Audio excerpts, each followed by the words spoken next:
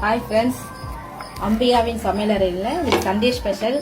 இன்னைக்கு chicken soup, chicken gravy செய்ய போகிறேன். வாங்க பார்க்கலாம். எண்ணெய் வந்து தேவையான அளவுக்கு எண்ணெய் ஊற்றிக்கலாம். ஏன்னா சூப்னால எண்ணெய் இது கம்மியாக இருந்தால் போதும். லவங்கம், சோம்பு இதை போடுறோம். அடுத்தது வெங்காயம், ஆனியன், கருவேப்பிலை. அதே மாதிரி உங்களுடைய ஆப்ஷன் தான்.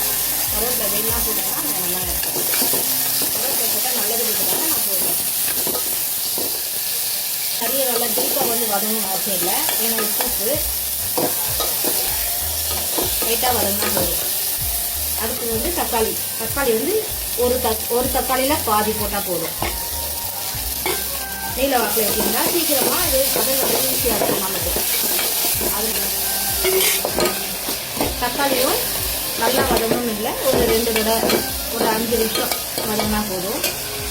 அடுத்தது இஞ்சி பூண்டு பேஸ்ட் போட போகிறோம். சின்ன ஸ்பூனில் ஒரு 2 ஸ்பூன் நல்லா வதக்கிறேன். இஞ்சி பூண்டு பேஸ்ட்டு பச்சை வாசனை போகிற அளவுக்கு நல்லா வதங்கிடுச்சு. அடுத்தது வந்து எடுத்து வச்சுருந்தா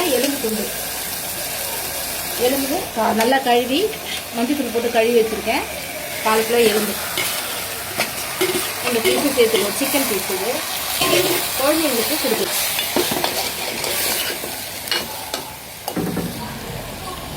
அடுத்தது மஞ்சத்தூள் 1 ஸ்பூனு,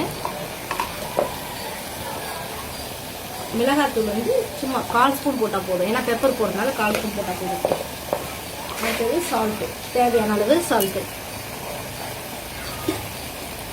இதை நல்லா வதக்கிட்டு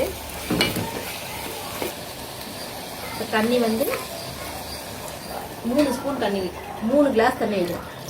வச்சுட்டு நல்லா கலக்கி விட்டுருங்க. அப்போதான் கொதிட்டு அப்புறம் சூப் போட்டு நல்லா கொதிச்சிருச்சு. சிக்கன் வெந்துருச்சு. இந்த டைமில் 2 ஸ்பூன் பெப்பர் போட்டு கொடுத்தீங்கன்னா குழந்தைங்களுக்கு ரொம்ப நல்லது. பெரியவங்க குழந்தைங்க எல்லாருமே சாப்பிடலாம்.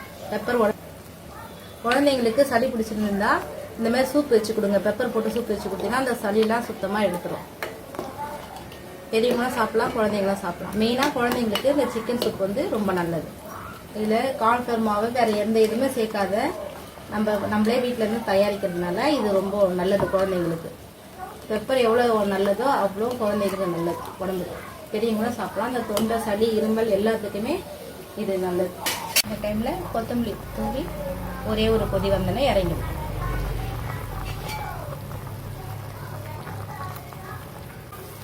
இப்போ பாருங்கள் எவ்வளோ சூப்பராக ஆயிடுச்சு. சூப்பு ரெடி ஆயிடுச்சு. உங்களுக்கு பிடிச்சிருந்தா லைக் பண்ணுங்கள், சப்ஸ்கிரைப் பண்ணுங்கள், ஃபாலோ பண்ணுங்கள், ஷேர் பண்ணுங்கள். தேங்க்யூ.